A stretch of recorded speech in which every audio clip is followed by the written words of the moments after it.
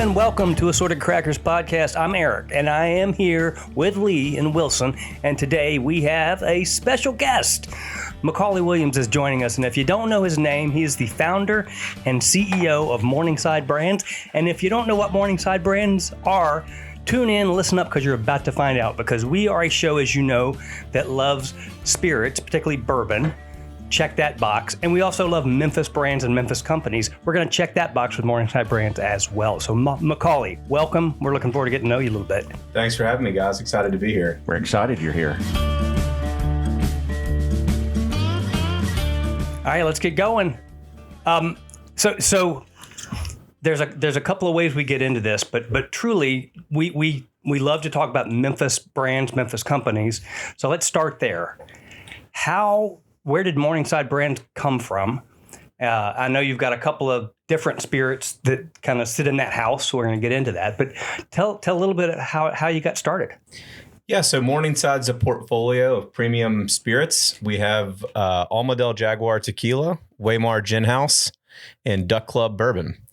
The origin of the name starts from the street I grew up on. The street I grew up on in Midtown Memphis, Morningside Place. I grew up there my whole life, so I'm born and raised in Memphis and live here today. And your first release, your first product was... Yeah, the first product that we released under Morningside was our Almadel Jaguar, or Almadel Jaguar for the Spanish listener. This guy knows. Last time, he we were listens. like, he listens. I mean, golly, he did it, but it sounded like he had something in his throat. No. So you say Jaguar, like, how are you? Like Jaguar. That's much better. Yeah, Eric sounded kind of like, Yeah, we've noticed that on some, not necessarily with Eric, but with some gringos. He might have had about 4 or 5 servings when that happened. It happens. Yeah, we started with our Blanco and Reposado tequilas back in 2023. Mm-hmm. And then we released our Nocturna, which is our high proof Blanco, summer of 24. And then fall/winter of 24, we released our Añejo. And during that process, in the beginning of 2024, so February, March is when we launched Weimar Gin House. And then we've just now launched Duck Club Bourbon in November of 25. And for those who listen, we have done an episode on Almadel Jaguar, and it really, we tried all of them. We even had a cocktail. Bill's over there shaking his head. But if you haven't tuned into that particular episode, go find it, because it was our first. I guess Wilson had tried it before. Had you tried it at the time? I had tried it before also. That was my first time to try it. I had not tried all of them, but I had tried a couple, and I was pretty excited. We went pretty deep that day. We did. So if you really want to laugh a little bit, you should probably go back to that episode and check it out. Not the one after it, though. Well, nobody knows what that date was, but it's okay. We had a great time going through it and really enjoyed it.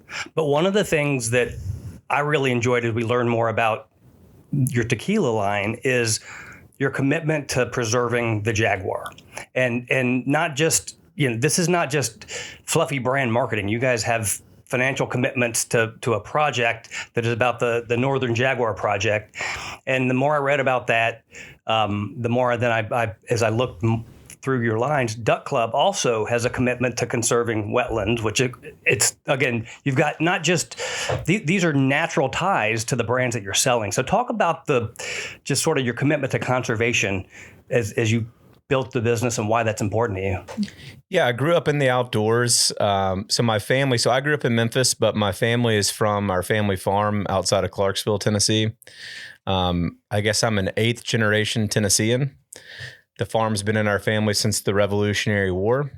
Okay. And for me, a lot of my commitment to wildlife conservation and land conservation starts there. So I've grown up spending an awful lot of time there, and I will inherit the property because I'm an only child. And I've seen the encroachment of human-wildlife conflict from my own front porch and back porch there, of more roads being built, more developments being built, and just the general encroachment of the city of Clarksville onto farmland. And I guess that all has to do with the boom we're seeing in Nashville. But from that, I have my own personal perspective of watching, wild land and wildlife get impeded upon by, just human advancement and urban sprawl. My uncle grew up there as well. So did my father. They both grew up there and then went to military school. And my grandfather cut the timber on the farm so they could go to Vanderbilt. And after Vanderbilt, they both went straight to Vietnam.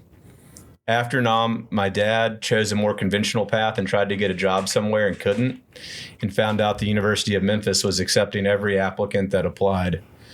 And then the plan, I think, was they were going to accept everybody so they could meet quota to get some sort of grant or state funding to build the new at the time, now the old law library. And then they were going to flunk out everybody to get down to the normal class metrics. That's a strategy. He survived the curtailment of the classes and went on to meet the purge, if you will. Yeah, I went on to meet my mother and ended up practicing law here.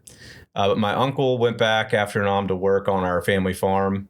And then after doing that for about 20 years, moved out west to become a wildlife photographer. And he lived in Driggs, Idaho, which is just over the mountains from Jackson Hole. Wow. So I grew up as a kid going out and visiting him there, which is where I fell in love with fly fishing and a different form of outdoors, the mountains, larger vistas and everything. And then sometime in the early 90s, he met a biologist from Querétaro, Mexico, who was studying wild jaguar activity in northern Mexico along the U.S.-Mexican borderland. He said he wanted to go on an adventure with this Mexican biologist to learn more about jaguar conservation and just jaguar study, and then fell in love with it and moved down there full time. And he and Carlos, that biologist, co-founded the Northern Jaguar Reserve, which is in Sonora, Mexico, due south from Tucson, about 120 miles, deep in the Sierra Madre Mountains. And today it's the largest privately managed wildlife refuge in all of Mexico at 188,000 acres of protected land.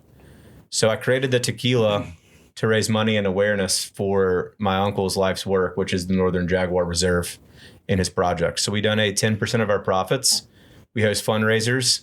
And in addition to money, I think a big thing that we provide is just raising awareness about jaguar conservation to groups that would otherwise not know about it. Yeah.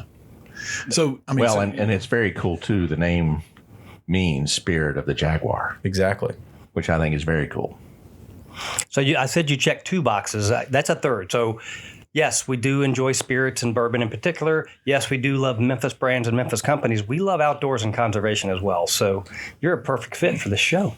Awesome. We should do multiple episodes, guys. Well, just quickly on the Duck Club. So the tequila is sort of for my uncle. The bourbon is my father. My earliest memories were hunting ducks with him and his buddies on the Tennessee River.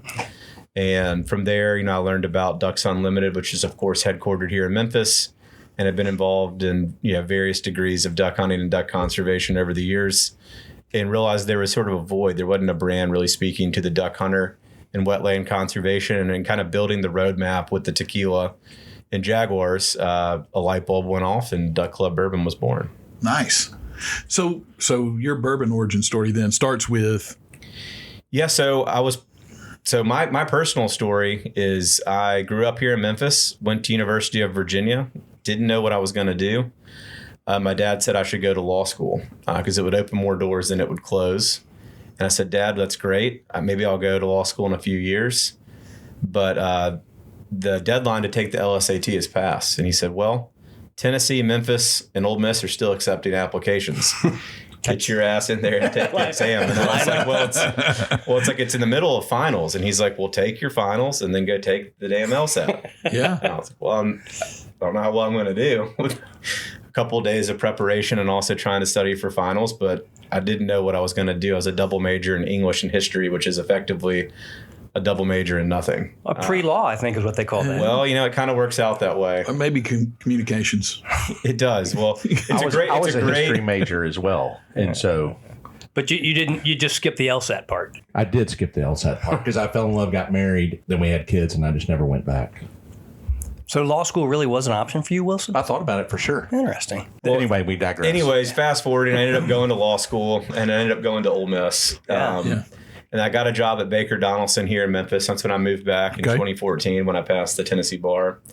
And I did mergers and acquisitions at Baker Donaldson. And I've always been an entrepreneur, started a number of failed business endeavors or business attempts, if you will. And at Baker, a friend of mine had started a vodka distillery here in town called Pyramid Vodka. Yeah. Familiar. And they ended up not doing so well and needed help through a liquidation. And I ended up liquidating the business on behalf of the common shareholders. And through that, I fell in love with the idea of craft distillation, thought whiskey was a little more interesting, and actually got into the bourbon business in 2016, creating some of the first bourbon barrel investment funds. So you've probably seen and heard of that. Yeah. But back then, there was not a lot of players doing it. So we created the opportunity for accredited investors to invest in aging stocks of bourbon as a commodity. And I ended up leaving the practice of law to do that. And from that, we created a brand called Blue Note Bourbon. Have we heard it? I may have I've heard of that. They're a Memphis brand, I think. I've heard of them. Yeah. Named after the Memphis Blues. Yeah. Great brand. Love the name. You started a fantastic tradition down there, so that was good stuff. I know you had your fingerprints on a lot of it, and the interesting thing to me is when you were getting ready to do stuff like this, whether it's the tequila or it's bourbon or whatever it is. I mean, where did you develop your palate? I mean, how did you come up with understanding what you were doing to do all this? You mean like personally? Personally. How did you get into the A lot of hard work. Yeah. and research at the University of Virginia? It turns out one of the great skill sets of being a lawyer is you learn how to research the hell out of stuff. See, I research by tasting. Yeah. Yeah. Well, it started off by researching academically, and then that was what I was joking about, the hard work with tasting. Now, I distinctly remember studying in law school. I went to see my friend Cisco, who owns Joe's Liquor in Midtown. Okay. And I was like, I'm a law student now. I need to develop a palate for bourbon. I didn't really have it. Yeah. And he introduced me to a couple of bottles. And I think Bowman was one of the first ones that I bought, because he's like, well, you went to school in Virginia. This is kind of a overlooked but really great craft operation. Yeah. Take this bottle. And that's kind of where my bourbon journey all began. That was my post-study reward, was a couple of glasses of bourbon to go to sleep after all the coffee. For sure. Does the trick. For sure. Well, the other thing I've noticed, both with Almade Jaguar and now Duck Club, you've had some amazing launches, great success right out of the gates. I know, Wilson, you were saying some stats on Duck Club, which just came online with opening day of this year's, the 2025 Duck November 25, right? You've hit the ground running, at least in Arkansas. I know that's where Wilson hunts. And then again, with Jaguar, were profitable in year one, right? To be debated. We've had our profitable months in the first year, but at this point with Morningside, we build brands. And so, over the years, I've probably directly created or helped create 10 to 15 different brands. Awesome. And we get better. And some of those are for friends, like my buddies, Ryan and Kenny at Bourbon Pursuit. And I created that brand with them. That was something I was going to bring up. Mm-hmm. But that's just kind of an off the wall. Those guys are doing great. Yeah. They speak of you. They speak of you often. I listen to their podcast on a regular, and as a matter of fact, they were talking about you last week. Well, I'm trying to get back on, and do another interview to talk about Duck Club, but you get better and better at it, right? Of learning. So, like anything, you learn. There's key insights. The fun thing about doing this is there's always things you can improve on, things to get better. And now with the third brand that I've launched under Morningside in just 2.5 years, we've really got our skill set honed in. Yeah. And the launch of Duck Club has been nothing short of wild. That's exciting. Yeah. I think they referenced some Cozy Corner and sometimes when they were here picking some barrels back then. Yeah. Yeah. Yeah. They had, I think they had the three-chord guy that was there for an interview last week, I believe, or it was released last week. So, well, my first brand I actually created was called Doc 52. I remember, which was a private label for Docs. Yeah, and that's how Bourbon Pursuit Spirits started. Was they were reviewing that. I was mowing my lawn, and I thought, why in the hell are these guys reviewing a private label bourbon for a liquor store in Memphis? They got 60,000 followers. Yeah, they should start their own brand. So I DM'd them, emailed them. They thought I was some crazy Yahoo. And I was like, well, I'm going to be in Louisville next month. We should meet. Apparently, they almost didn't show up to the meeting, but they just reluctantly came. And I had a bunch of samples in my bag. And they were like, my God, these are pretty good. Yeah. That was Dickel juice back then, right? It was. Well, we prefer to say Tullahoma juice. Okay. There you go. but there were some great barrels. For sure. So I have a question about Jaguar, like picking the family that you decided to distill with. How hard was that? What was? Yeah. I mean, talk a little about that because I think that's an interesting story too. For sure. Yeah. So I left Blue Note on January 7th, 2022 to do my own thing and form Morningside. I knew I wanted to do tequila for a number of reasons for my uncles. Well, I knew I wanted to do tequila originally just because the data was pointing towards tequila being the next big thing. Always had a fascination with Mexico, having visited my uncle down there. And then the light bulb went off for that brand concept. And then April of 22, I went on my first tequila exploration trip. And I met with every tequila distillery that would see me. So most tequila comes from Jalisco, Mexico. The capital is Guadalajara. So you fly into Guadalajara. And being the crazy gringo that I am, I flew a one-way ticket into Guadalajara, rented a car, and just drove around every tequila distillery that would see me. And through that process, really learned about tequila. I didn't know anything. Before the trip, I'd bought bottles, read some books, that kind of stuff, but I really didn't know a whole lot. Turns out there's only about 10 families that make tequila the old way. Right. And I really fell in love with some of that juice. But the first groups that I wanted to meet with, like Fortaleza, El Pandillo, they make G4, said they were either at capacity, not interested. Cascaween was running out of water. And Chava, their master distiller, said no. And so I was at a bar in Guadalajara, licking my wounds, drinking tequila, lamenting about my inability to find a good tequila producer. And the bar owner said, well, I know a family in Arandas, which is in the Highlands, that makes tequila like this, and brought out some bottles of their family brand called Viva Mexico. And I tried it and I was like, damn, yeah, this is the real stuff. It's additive free. It just had that terroir driven flavor profile. I was like, do you think you could get me a meeting? And he did. And I showed up. They reluctantly took the meeting, and the rest is history. That's so cool. So take a second and double tap on the old world versus new world. Yeah. I mean, What's the distinction? it my opinion was that the old world's kind of more oily, less super sweet, like headache sweet, like sugary sweet with the additives, right? I mean, there's a lot of celebrity tequilas out there that are doing There's that about now. 3,000 tequila brands on the market today. So in bourbon, just for an analogy or just for comparison purposes, in bourbon, the big distilleries actually make really high quality product. Right. It's the exact opposite in tequila. It's kind of what you think about craft distillation. The smaller equipment, smaller production actually yields better quality. And that's because the big guys use column stills and what's called a diffuser to cook the agave.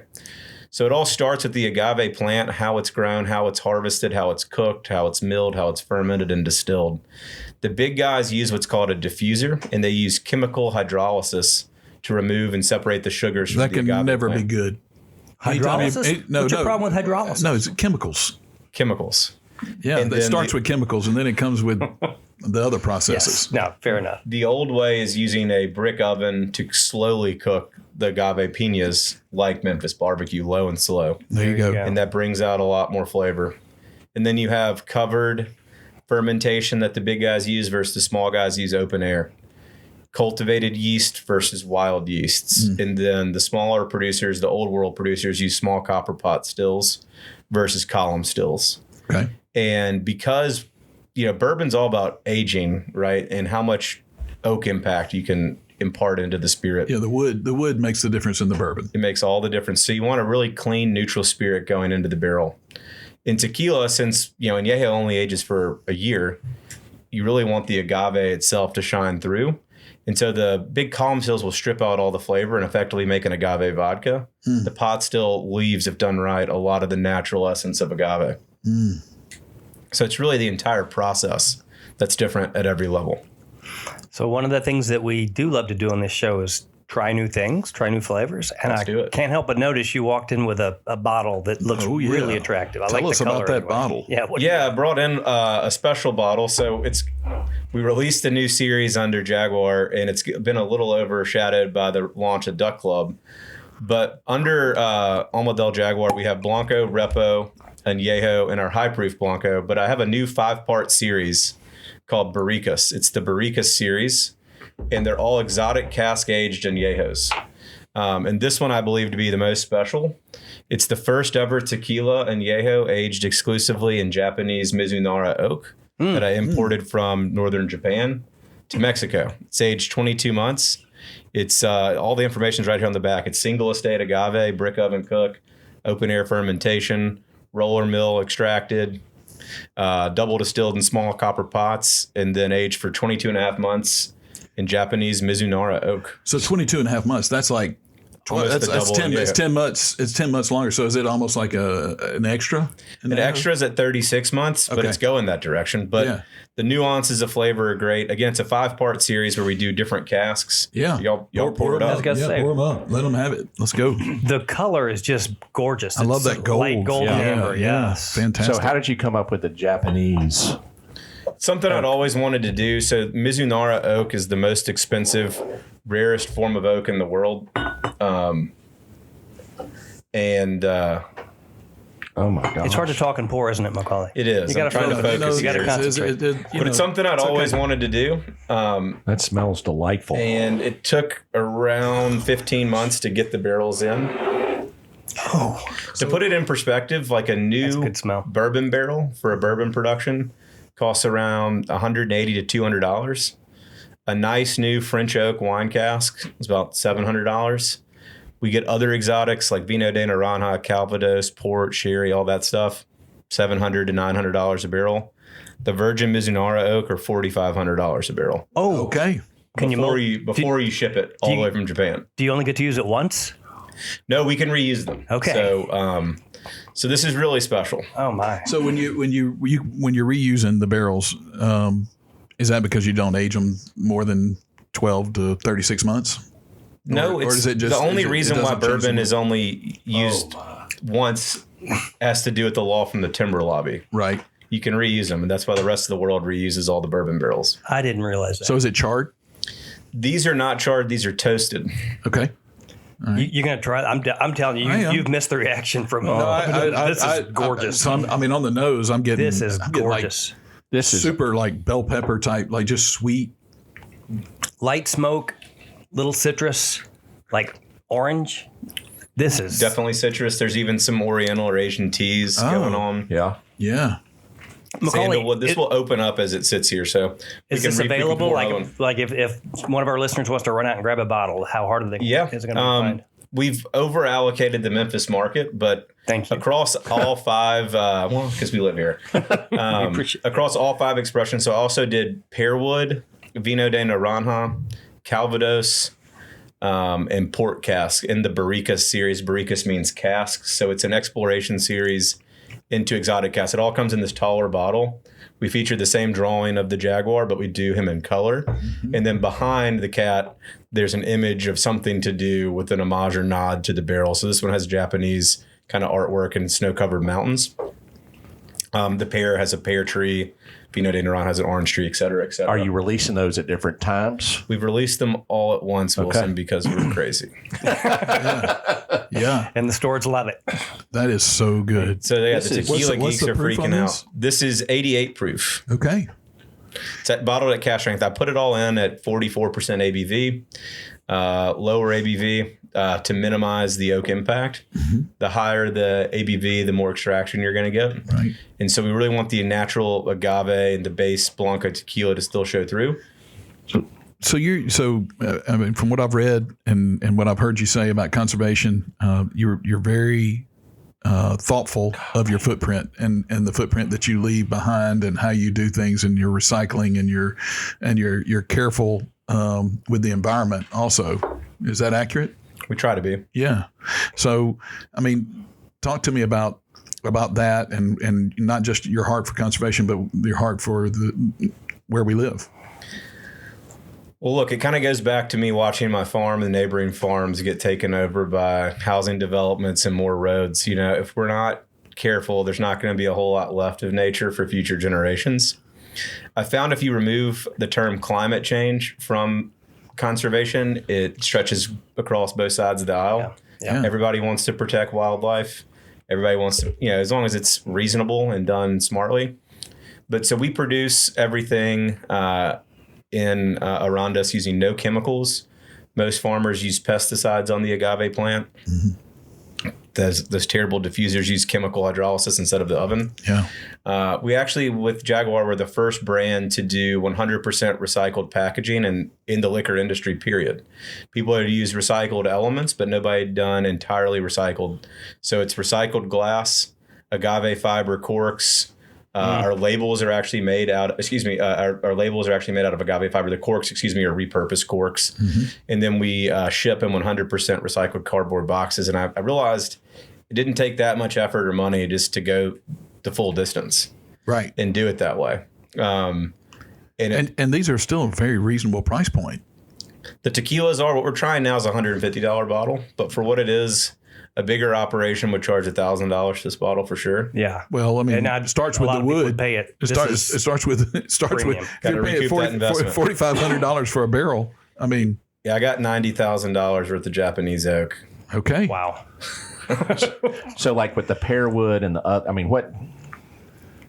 I guess you had to do research to figure out what wood. Do you figure out what wood goes better with, or just because you like pears, or No, I like doing cool shit. And so we explore stuff and try to do stuff that no one else has ever done. Love it. I'm willing to take risks other people aren't. The pear wood barrels, we only got 3 of them. And no one has ever aged a commercialized spirit in pear wood barrels before, ever, to our understanding.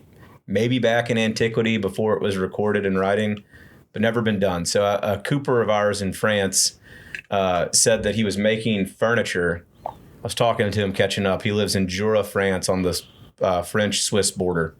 Says he's making furniture out of wild harvest pear wood. So the French government manages the forestry in France. You can't just go own land and start cutting down trees. And the French government had mandated the removal of a certain number of pear trees because of that. The pear and apple brandy industry, which is Calvados and other non-denomination of origin spirits that are just French brandy, were planting so many trees in their orchards that they were naturally pollinating and growing outside of the necessary areas. And so the French government had mandated a certain number of trees be cut down. And this cooper was like, what a travesty. This is cool, amazing wood. I'm going to make furniture out of it. He was giving me an update on the furniture he was making. I was like, well, can you make a barrel out of it? He's like, that's funny that you ask. I've made this small barrel out of it, and I'm aging brandy in it just to see if the damn thing will hold liquid. And I was like, well, I want barrels. How fast can you make them? And he's like, I can only make 3 barrels. And I was like, I'll take them. Did he tell you that they would hold liquid? No. Okay. He said Roll the dice. He said he thought they would hold liquid. Okay. I'm relatively confident that this Exactly. barrel. And I was like, well, it's only 3. Let's fill them up and see what the hell happens. Yeah. And we'll have to try it. It's exquisite. It's really good. You know, there was a time that Eric jumped off a waterfall at Smith Lake, and we were relatively sure he was going to be safe when he did it, and he was. Nothing got hurt. No, it was pretty cool. You know, I got a picture. I'm willing to take more risk with my bank account than I am my life. See, I'm the opposite. I grew up a daredevil. You know, the risks that I take I can put myself in danger, and I'm not going to put my livelihood in danger. I guess you can't separate the two, but Health as well. As long as it doesn't hurt your communication, you're in good shape. health is wealth. I love that. That's going in the show. well, McCauley, your regular añejo is my favorite, but this It was your favorite. It was my favorite because this is now. You want some more? Dude, it's Surely. changed. It's changed. Let it open up. This is one that really I mean, Yeah. I got a little piney. Haley. it really opens up. Let it Fill me up, breathe, Buttercup. and you start to get notes of honeydew. Yes. It's pretty exquisite. There's so when you read the flavor notes of Mizunara, it's like supposed to bring out 20 to 25 different flavors. This one's complex. It's subtle. It's kind of funny. I joke. I've never been to Japan, but studied it, watched all sort of Japanese film and stuff. And Japanese culture is simple and humble, yet very deep, and a lot of history and respect. And I feel like that shows up weirdly enough in the spirit. It's simple, humble, and understated. But as you get into it, you realize it's like a mile deep. Well, It really is. I think everything I've always heard about Japan is they do everything with excellence. And patience. A lot of patience. These trees are 200 years old. Yeah. The Japanese Mizunara oak. That's crazy. So McCauley, thank you for this. We really have enjoyed. We've enjoyed your stuff before we brought you into the show. Let me make that very clear. But just having you come in and share a little bit of the backstory and a little bit of your story has really helped bring it to life. We want to wish you the best of luck, and we really.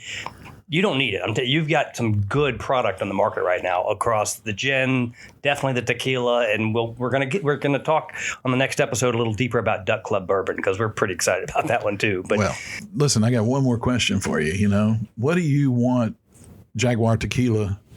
What kind of mark do you want to leave besides the conservation, besides the thoughtfulness and the weird stuff and the neat stuff, the experimentation? What do you want its legacy to be? The best tequila in the world. I like it. And it's one of the fastest growing? It is. We're in, so we launched it May of 2023. So as of this recording, we've been out for 2.5 years. We're the fastest growing tequila brand in the country. We're now in 26 markets and growing. So congratulations. That's fantastic. So if for anybody out there, how do they find Jaguar Tequila? And then how do they get in touch with you and Morningside Brands and anything else you want to shout out?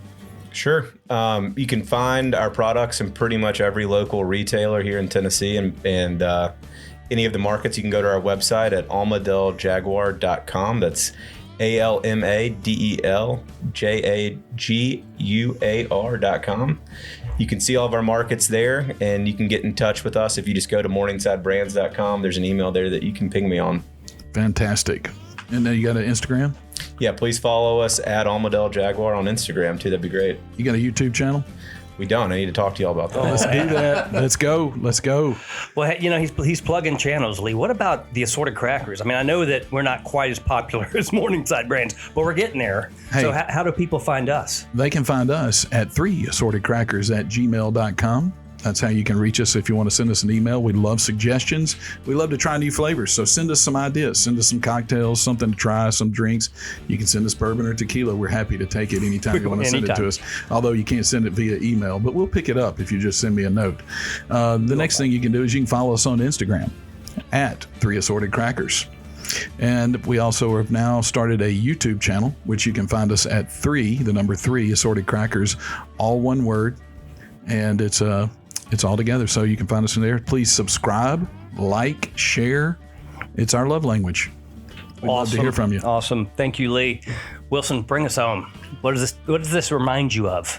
Well, because we're trying new flavors. That's a fact. We always want to try new flavors, and we don't want to go stale. So keep us in your mind when you're thinking of something new. You got it.